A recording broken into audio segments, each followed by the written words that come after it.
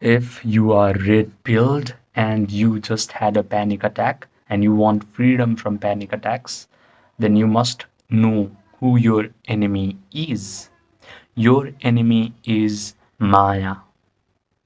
In the Vedic Upanishadic terms, Maya means the external reality, the external three-dimensional reality. Your external circumstances, comprising of women, comprising of failed businesses, comprising of numerous rejections, comprising of your desire to build status and a perfect physical body. That is Maya. And that is what Red Pill teaches you to engage with. Red Pill teaches you to look at all the failed rejections in your life. Look at all the failed businesses in your life. Look at all the bad habits that you perform so that and in order to make your body fat. Red Pill teaches you to engage your attention on Maya, on the external circumstances. And that is your enemy. Maya is your enemy. The external circumstances of your three-dimensional reality is your enemy because your sense organs are trained to look for all these kinds of external circumstances. And when your sense organs always pay attention to all these external circumstances that are not very pleasant, what happens is your mind creates bad mental imagery. You're seeing that you're getting rejected left and right, your business is failing, your body is not working right. So, of course, you're going to have a bad mental imagery in your mind. And when a bad mental imagery is impressed in your mind, it's not surprising that a bad feeling is also impressed in your mind. So your mind now is consisting of bad mental imagery and bad feelings. These two things are going to create more negative circumstances in your life. So it's a vicious cycle. The more you pay attention to negative circumstances in your life, the more negative feelings and mental imagery you are going to impress in your mind, and that is going to create more of the negative external circumstances. So this is a trap of Maya. Maya means the external circumstances. This is the reason why yogis have been saying that Maya is just an illusion. We need to rise above Maya. And the only way to rise above Maya is by realizing that your external circumstances is just a projection from your own mind. Your Maya is illusion because all the external circumstances are just an extension of your mind. If your mind is really positive, really healthy, really upgraded, then all the negative circumstances, all the negative external events will start to fall off, and you're going to attract positive circumstances, positive life events in your life. It's that simple. So be aware of the enemy in your life, and that is Maya. And in order to rise above Maya, there are 3 steps that you need to do. The first step in order to rise above Maya is by complete relaxation of your body through Yoga Nidra. People like Dr. Andrew Huberman have been calling Yoga Nidra as non-sleep deep rest protocol, but it is just yogic sleep. What happens is when you do Yoga Nidra, your brain will create slow and coherent alpha waves and theta waves. Right now, you're watching me on a phone or a tablet or a computer, and your brain is producing fast beta waves. When you're super stressed in your life, when you're having anxiety, panic attacks, and all the fearful symptoms, worries, concern, your brain is producing super fast high beta waves. So do Yoga Nidra, and you will be able to produce these slow, coherent alpha waves and theta waves in your brain. I have a link in my description box down below on how to do yoga nidra. When your brain is producing alpha waves, your brain will find it really easy to visualize things. And when your brain is producing theta waves, all the visualization that you're going to be performing through the usage of your conscious brain, your conscious mind, which is present in the prefrontal cortex, that all the visualization is going to go right into your subconscious mind. And subconscious mind is the projector of all the Maya, of all the external circumstances. Your mind has two aspects: conscious mind and subconscious mind. Conscious mind is just there to program your subconscious mind so that you will be able to attract life of abundance, life of freedom, life of happiness. So use these two compartments of your mind very wisely. Conscious mind is for visualization, subconscious mind is for attracting positive events in your life. Now, when you do yoga nidra, what you're going to do is you start to imagine. You start to imagine that you're already a person that you desire to become, and you're already doing the things that you desire to do in your life. So start to visualize that you're already free from panic attacks, you're already happy, you're already calm, you're already relaxed, you're already an empowered version of yourself.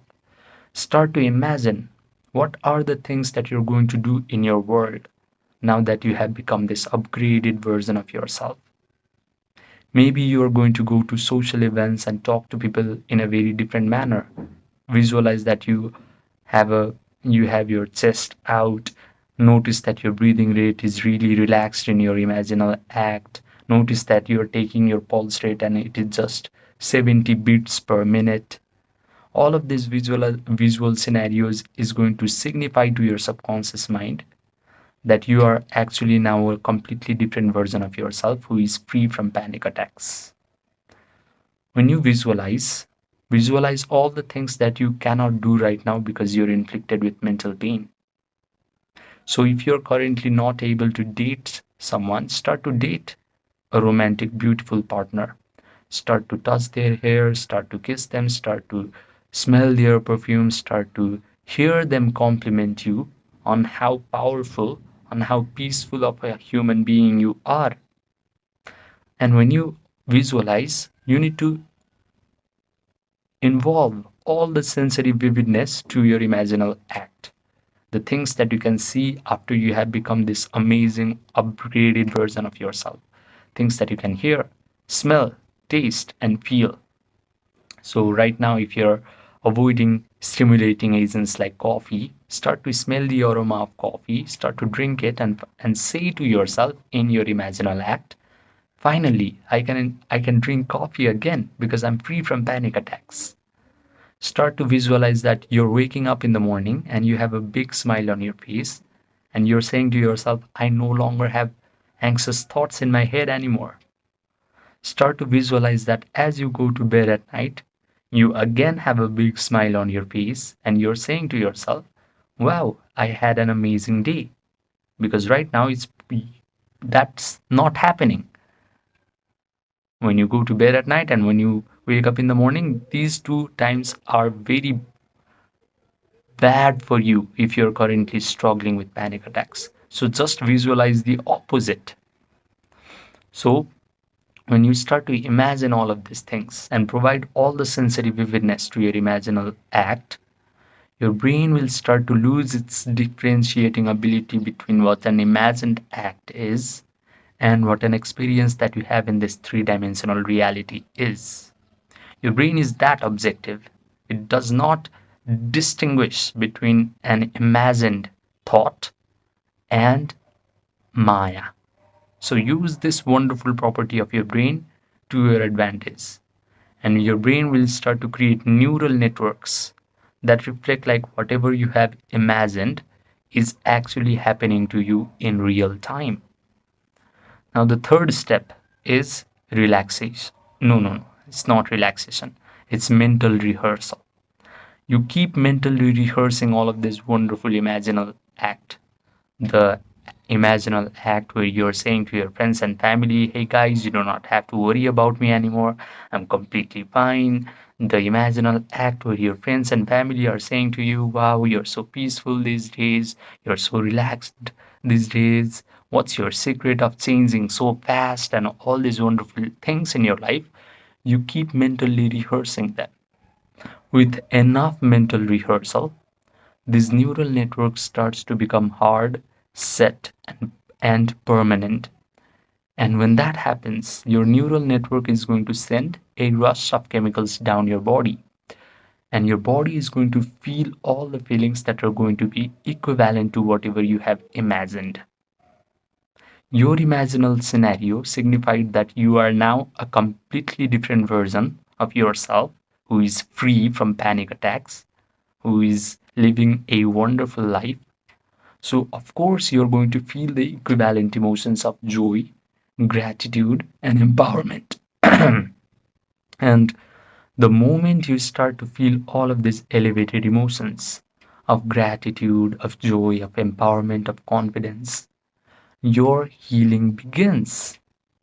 We have this stupid idea, especially in red pill space and manosphere space, that we need to await success from the three-dimensional reality in order to feel thankful, in order to feel satisfied and fulfilled from the inside.